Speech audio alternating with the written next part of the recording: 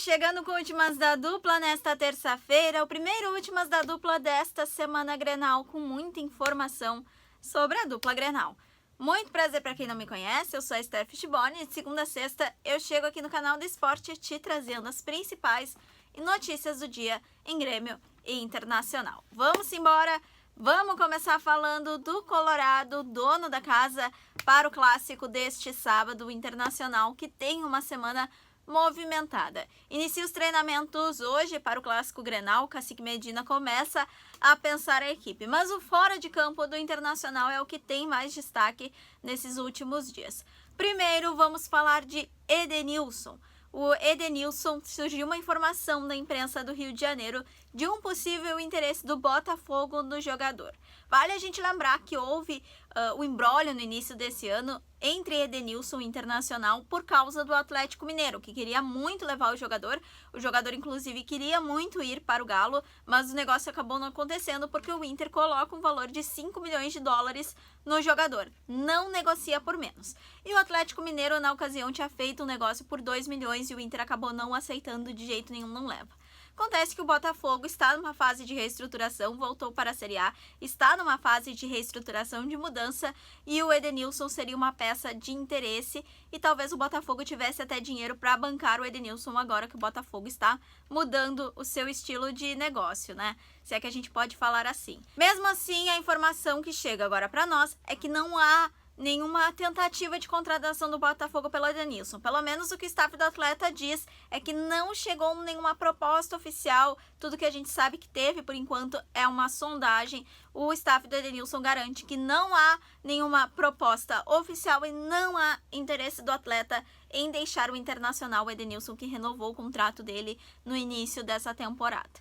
Isso é o que temos sobre Edenilson. Tem também outra situação sobre Gustavo Maia, porque há um tempo já que ele não vem sendo relacionado para as partidas. A gente teve apenas 8 partidas no início desse ano, mas isso já vem da temporada passada. O Gustavo Maia, ele teve poucas chances, ele é um atacante que veio de empréstimo do Barcelona, tem contrato de empréstimo até o fim desse ano.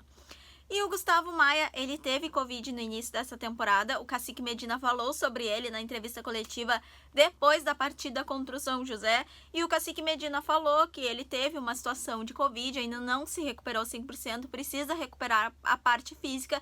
E que ele teve também um contratempo muscular, é a palavra utilizada, e que por isso o jogador não está sendo utilizado. O Tiger até conversou com algumas pessoas ligadas ao jogador que dizem que não. Na verdade, mais de uma pessoa ligada ao jogador que diz que não, que o Medina não está falando a verdade, né? Está mentindo, é uma palavra muito forte, mas não está falando a verdade e por isso que há um desinteresse, um certo desinteresse da comissão técnica em dar oportunidades ao atleta. Nesta semana, entre quarta e quinta-feira, o staff do jogador deve vir a Porto Alegre para conversar com a direção e entender onde que Gustavo Maia está nesse planejamento, se é que ele está nesse planejamento, e não está descartada a possibilidade do vínculo dele de empréstimo ser encerrada mais cedo, ser encerrada agora, para dar ao jogador outras oportunidades em outras equipes. Tem também a situação do Marrone, que já vem correndo há algumas semanas, a gente já vem trazendo aqui há bastante tempo a situação do Marrone. Na última sexta-feira, o Midtjylland da Dinamarca acertou com o Internacional a venda do jogador. O valor é de 3,2 milhões de euros, cerca de 18 milhões de reais, pelo atleta. Então, o Internacional está negociando o jogador. Porém, há um entrave nessa negociação, uma entrave colocada pelo Midtjylland da Dinamarca, que é: o Midtjylland colocou uma cláusula no contrato com o Internacional, que era de que, se o jogador for utilizado em um número X de partidas, o Internacional seria obrigado a comprar mais um percentual dele. E o Inter disse: não, peraí, só um pouquinho, a gente não quer isso, vamos voltar atrás.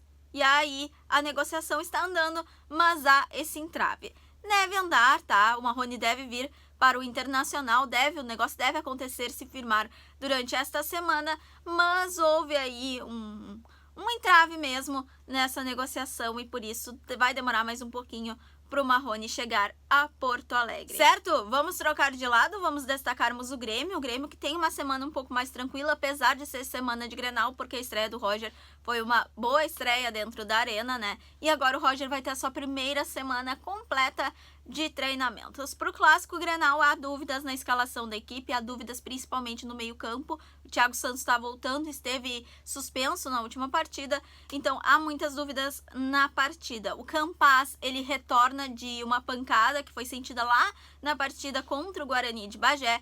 O Campaz já voltou aos treinos, a gente já tem inclusive colegas da imprensa que estão lá no CT Presidente Luiz Carvalho acompanhando o treinamento agora pela manhã, que viram o Campaz já voltando aos treinos. Então o Campaz vai ser utilizado, a dúvida é se ele vai ser utilizado como titular ou se ele vai estar no banco para ser uma peça pro segundo tempo. O Roger vai definir a equipe, a única certeza que ele deu na última entrevista coletiva dele, depois do jogo contra o São Luís, é que não vai haver revezamento no gol. Ele vai definir um goleiro, a tendência hoje é que seja o Breno, mas ele vai definir um goleiro titular para o restante da temporada, pelo menos enquanto esse goleiro estiver fazendo um bom trabalho, é o que disse Roger Machado. E o Roger tem um problema na lateral direita, porque vem já há um tempo o Orejuela não entregando tudo aquilo que se espera dele. E o Grêmio estuda uma possibilidade de contratar, por empréstimo que seja, um jogador na posição.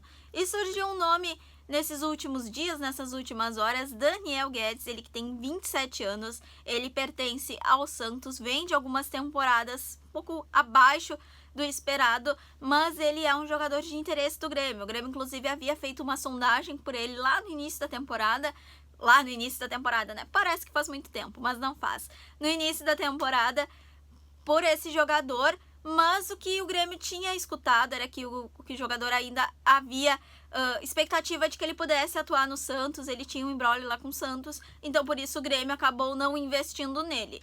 Mas há a possibilidade dele não ser utilizado e o Grêmio volta a fazer essa sondagem. Fato é que o Grêmio busca mais um lateral direito para disputar a posição com o Orejuela e também com o Lucas Cauã, que é uma posição que o Grêmio está um pouco na carência. Certo, pessoal? Essas são as principais informações do dia na dupla Grenal. A gente segue de olho na dupla, porque muita coisa vai acontecer nessa semana. Semana de clássico Grenal é uma semana bem movimentada, todo mundo sabe, e aí a gente fica de olho, qualquer coisa a gente traz pra vocês. Combinado? A gente tem uma programação super especial preparada pro sábado, vou dar um spoiler. Meio-dia a gente abre a nossa programação, mostrando pra vocês tudo que vai estar acontecendo nesse pré-Grenal, que pode ser o único Grenal do ano. Feito, pessoal? Eu vejo vocês nesta quarta-feira. Qualquer coisa eu volto aqui e a gente se fala. Beijo, tchau!